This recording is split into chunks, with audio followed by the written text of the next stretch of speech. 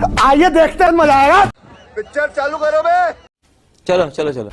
देखिए कितनी अच्छी बात हुई। अभी आपने विपक्ष के दो नेताओं को की बाइट को सुनाया। वो राष्ट्रभक्त की बात कर रहे हैं, राष्ट्र की बात कर रहे हैं, राष्ट्र के सम्मान की बात कर रहे हैं। इसी में आप लगा देते भारतीय जनता पार्टी के नेताओं का भी बात बयान लगा देते। अच्छा, रामचंद्र जाखड़ जी का लगा देते नीचे से, जो कह रहे थे कि जो हमारी बहन विधवा हुई थी उस समय 26 जिस दिन वो मुंह से सुपारी निकाल के बात कर रहे बाबा। इसके मुंह में पैदाइशी सुपारी है, ये तोतला है। वहाँ पहलगाम हमला हुआ, उनमें वीरांगना का भाव नहीं था, लगा देते।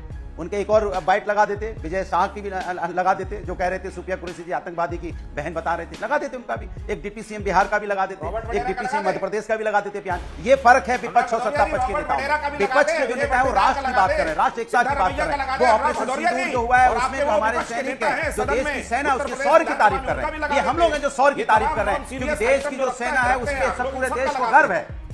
अरे इसको चुप कराइए, ऐसे डिबेट कैसे होगी? अच्छा, ऐसे डिबेट कैसे होगी अंजना जी? आप तो आप ऐसे कैसे डिबेट होगी? इसको चुप कराइए। किसको बुला लिया आपने? इसके बीच में तो बोला नहीं था। रॉबर्ट वडेरा का बयान सबसे बढ़िया आपको अरे लगा चुप होगा, हो जाइए लगा प्रभु, दीजिए। किसी पार्टी में चले जाइए। चापलूसी करने से अच्छा कोई पार्टी ज्वाइन कर लीजिए, मुझे बोलने दीजिए। तो रुको जरा, सबर करो। प्रभु आप बोलिए बोलिए, मुझे बोलने दीजिए। चापलूसी करने से अच्छा कोई पार्टी ज्वाइन कर अच्छा, लीजिए, आप ज्यादा बोल अच्छा रहेगा, लीजिए, तो सम्मान बोल बढ़ जाएगा लीजिए। आपका। क्यों किसी के पीछे बोलते हो, मुंह खुलवाते हो? ये तो इसका मेडल तो आपको मिलना चाहिए। देखिए सवाल यह है कि विपक्ष के नेता, अरे भाई अच्छा, बोलिए बोलिए मैं तो बोलिए आपके बीच में नहीं बोला था प्रभु, थोड़ा सम्मान कर लीजिए। बीजेपी में अभी गए नहीं है, उसके पहले आपके संस्कार और संस्कृति खत्म हो गए। अभी बीजेपी में जाने के बाद तो गरियाने लगोगे, जो बीजेपी की भाषा है वो आप बोलने लगोगे अभी। तो मैं ये कह रहा था कि भारतीय जनता पार्टी के नेताओं की भाषा सुन लीजिए और जो विपक्ष के नेता हैं उनकी बात सुन लीजिए। क्या अनुराग जी, आपको प्रधानमंत्री की बातें नहीं सुनाई देती है? ऐसे लोगों की लिस्ट लेकर आप बैठते हैं जिनका आपको भी नाम याद नहीं रहता है, नाम पढ़ना पड़ता है।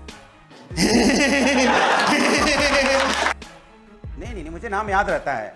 थोड़ा कोई आजकल भारतीय जनता पार्टी की आदत है ना, कोई मंत्रा ऊपर नीचे हो जाएगी, बिंदु कहीं इधर उधर लग जाएगी, तो उसी को हाईलाइट करने लग जाएंगे। दिक्कत तो है ना इस देश के अंदर में। तभी तो हम कहते हैं ये विपक्ष के नेताओं की चिंता करते हैं। इनको चिंता करनी चाहिए पाकिस्तान के जो आतंकवाद, उनको निस्तो नाबूद करना चाहिए। तो विपक्ष पे हमलावर होते हैं। अरे पाकिस्तान पे हमलावर रहो ना, इसलिए पढ़ना पड़ता नाम। दिक्कत ये हो गई ना कि ये तो इनकी तो आदत है विपक्ष की, हर चीज को छोटी छोटी चीजों को खोजना। आज प्रधानमंत्री जी इतनी अच्छी बातें कर रहे हैं, इनके नेता जिस तरह की बातें करते तो क्यों नहीं उनको पार्टी से निकाल देते? कौन है? निकाल देना पार्टी से। नहीं निकालते ना, उनको तो पार्टी बनाए रहते हैं। उनको पार्टी बना के उनके थ्रू जिस तरह की भाषा का इस्तेमाल होता है उस भाषा को भारतीय जनता पार्टी इस्तेमाल करती है, तो निकाल देना पार्टी से। किसने रोका है? दूसरी बात जो मैं कह रहा था, बीच में टोकने लगे।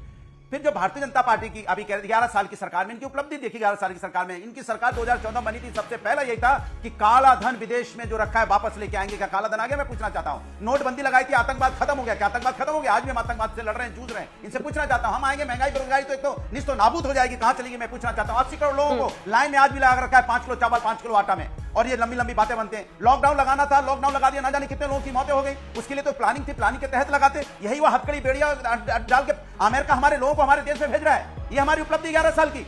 अभी बता दे भाई, अभी बता दे। वो अमेरिका जो ट्रम्प बार बार कहते हैं कि सीज फायर हमने करवाया, एक बार नहीं, 2 बार नहीं, 4 बार नहीं, 8 बार बोल चुके, लेकिन सरकारी बयान जारी नहीं होता कि ट्रम्प साहब झूठ बोल रहे हैं। ट्रम्प साहब जब वहां चुनाव हो रहा था तो हमने हवन भी देखा था कि चारों तरफ हवन हो रहे थे कि अब की बार ट्रम्प सरकार बन रही थी। वही ट्रम्प साहब हमें हमारे देश को पाकिस्तान को लाके हमारे बराबर में खड़ा कर देते हैं। तो पाकिस्तान हमारे बराबर में खड़ा करने वाला कौन? ट्रम्प साहब। और हथकड़ी बढ़िया लगा के हमारे लोगों को भेजने वाला कौन? ट्रम्प साहब। लेकिन उसके बारे में कोई शब्द नहीं बोलेंगे।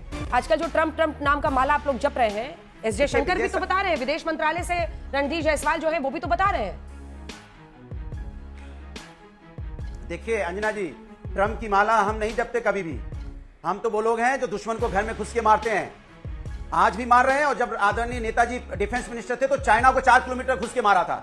हम लोग तो दुश्मनों को घर में घुस के मारते हैं, हम तो किसी को चाइना, और हमेशा कहते थे अमेरिका तो इतना डरता है, थर-थर कपता है। आदरणीय नेताजी कहते थे हम तो अमेरिका को समझते नहीं है। भारतीय जनता पार्टी जब से आई है तब से उन्होंने अमेरिका को इतनी इंपॉर्टेंस दी है, तब से यहाँ हवन होने लगा था ट्रम्प साहब वहां प्रेसिडेंट बन जाए। ट्रम्प की बात, ट्रम्प सरकार, हम तो ट्रम्प को कुछ समझते नहीं है। आज तक ट्रम्प को बोल रहे हैं ट्रम्प की हिम्मत कैसे होगी हमारे लोगों को हथकड़ी बेड़ियों में डाल के भेजने की, लेकिन ये नहीं बोलते बीजेपी वाली। सवाल तो इनसे पूछा जा रहा है, और ये सवाल विपक्ष हमसे, सत्ता पक्ष वाले जल्दी से जवाब दीजिए इनके सवालों का। रहे नहीं, विपक्ष कोई सवाल ही नहीं पूछे, विपक्ष चुपचाप रहे। हम तो सवाल पूछेंगे, आपको जवाब देना पड़ेगा। जवाब भागिए मत, जवाब देना चाहिए, क्योंकि विपक्ष। प्यारे बच्चों, जो कुछ करना था कर लो, अब्बू आ रहे हैं। देश का मजबूत होता है, लोकतंत्र में विपक्ष एक मजबूत स्तंभ होता है। आपने कहा अनुराग भदौरिया जी को मतलब देखना पड़ रहा है, मगर उसके बाद जो इन्होंने वक्तव्य दिया है इसके इनको देखना नहीं पड़ता है। कोई भी विषय हो उनके ऊपर यही बिल्कुल बिल्कुल इनका पेट रिपीट टेलीकास्ट होता है जो इन्होंने बोला है। कम से कम आज के दिन तो नहीं बोलना चाहिए 11 साल में क्या हासिल किया, जब जापान को पीछे छोड़ के हम चौथी बड़ी अर्थव्यवस्था बने। और 11 साल पहले क्या हुआ था, मैं दर्शकों को पुनः रिमाइंड कर देना चाहता हूं अंजना जी।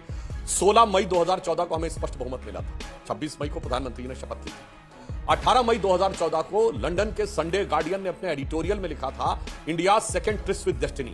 ये जवाहरलाल नेहरू के 15 अगस्त 1947 वाले भाषण के उसमें, और उसमें लिखा था 16 मई 2014 यानी 16 मई 2014। मैं हिंदी में बोले देता हूं, भारत के इतिहास में उस दिन के रूप में जाना जाना चाहिए, the day on which Britishers finally left India, जिस दिन भारत से अंग्रेज परमानेंट चले गए। और उन्होंने कहा कि इससे पहले जिन विचारधाराओं का शासन रहा वो ब्रिटिश उपनिवेशवादी विरासत को अपने ऊपर रखे हुए थी। पहली बार एक ऐसी विचारधारा के हाथ में एब्सोल्यूट सत्ता आई है, अटल जी के हाथ में एब्सोल्यूट सत्ता नहीं थी, जिसका कि कोई भी संबंध ब्रिटिश उपनिवेशवादी विचार से नहीं है। तो आज 11 साल हुए हैं उस विचार को आगे आए हुए। और अजय वर्मा जी ने जो बोला था और भदौरिया जी दोनों की बात पे मैं बोल देता हूं। अजय वर्मा जी, आपने कहा कि भारत का आकार इतना बड़ा था, बिल्कुल। अरे जापान तो नागासाकी हिरोशिमा में तबाह हो गया था 1945 में, और उसके बाद 1964 में उसने टोक्यो ओलंपिक करवा दिए। और हम तो इतने ही बड़े देश थे ना, 47 में आजाद होने के बाद 64 में हम हाथ में कटोरा लेके K68 गेहूं मांग रहे थे। भाई साहब, हम और चाइना, आप ये बात कहते हैं, हमारी एयरफोर्स 1932 से थी, चाइना की 49 में बनी। उसके बाद 62 की लड़ाई के समय 19 नवंबर 1962 को जवाहरलाल नेहरू का शर्मनाक लेटर है कैनेडी को, जो कैनेडी लाइब्रेरी ने 2010 में डिक्लासिफाइड किया, कोई जाके देख ले। वो अमेरिका से कह रहे हैं कि अपने जहाज ही नहीं भेजिए, अपने पायलट भी भेजिए, हमारे एयरफोर्स की कमांड अपने हाथ में लीजिए। और उस समय जो हमारे राजदूत थे उन्होंने लिखा था कि मुझे बड़ी शर्म महसूस होने जा रही थी जब अमेरिकी सरकार को मैं नेहरू का लेटर दे रहा था, वरना आके चीन कब्जा कर लेगा। और महोदय, और कान खोल के सुनिए, पहले 50 साल तक भारत से आगे ये छोटे छोटे सारे देश थे। इजराइल आगे था, जापान आगे था, सिंगापुर आगे था, नॉर्थ कोरिया आगे था, साउथ कोरिया आगे था, और जर्मनी जो डिवाइड होकर बर्बाद हो गया था वो भी आगे था। अरे लड़ाई में तो हम लोग तब आने शुरू हुए, रेकनिंग शुरू हुई अटल जी की सरकार में, और ऊंचाई शुरू हुई मोदी जी की सरकार में। इसलिए जब आप यथार्थ की बात करें तो ये सारी बातें हमको ईमानदारी से इन बातों को देखना चाहिए। और रही बात इसकी, जो प्रधानमंत्री जी ने अभी जो भदौरिया जी ने बात कही, भदौरिया जी कह रहे हैं मीडिया में ये चलाइए वो चलाइए। अरे पाकिस्तान मीडिया में किसके बयान चल रहे हैं? कांग्रेस के नेताओं, सितारा मैया जी के, खड़गे जी के, चन्नी जी के, विजय वेदट्टीवार जी के। कौन चला रहा भाई? उन यूट्यूबर और इन्फ्लुएंसर्स के जो आप लोगों के समर्थक माने जाते हैं। और लास्ट में कहूंगा, अभी जो प्रधानमंत्री जी ने बहुत गहरी बात कही, चैन की रोटी खाओ वरना हमारी गोली तो है। मैं याद दिला देना चाहता हूं, जुल्फिकार अली भुट्टो ने 50 साल पहले कहा था कि हम हिंदुस्तान से 1000 साल लड़ाई लड़ेंगे चाहे घास की रोटी खानी पड़े। फिर 1990 में बेनजीर भुट्टो ने पाकिस्तान की नेशनल असेंबली में उसे दोबारा रिपीट किया था। साहब, अभी सिर्फ 35 साल हुए हैं, घास की रोटी खाने की नौबत पाकिस्तान की आ गई, और हम कहां से, हम चौथी बड़ी अर्थव्यवस्था बन गए। इसके बाद भी आज मैं कह सकता हूं एक मामले में पाकिस्तान हमसे बेहतर स्थिति में है। पाकिस्तान में कोई उनकी सरकार का विरोध करने वाला नेता नहीं है, यूट्यूबर नहीं है, इन्फ्लुएंसर नहीं है। हमारे यहां सब लोग 6-6 गज की जवान निकालकर नाना प्रकार की बातें करके, जो सर्जिकल स्ट्राइक पे सवाल उठाते थे, बालाकोट पे उठाते थे, आज वो नाना प्रकार के प्रश्न उठा रहे हैं। मैं पुनः कहता हूं एक बार, इस ढंग के विचार को छोड़िए और ईमानदारी से, अगर आपने कहा था सरकार के साथ है तो फिर ईमानदारी से दिखाइए, मुखौटा लगा के मत आइए। ये बड़ी अच्छी बात कही है।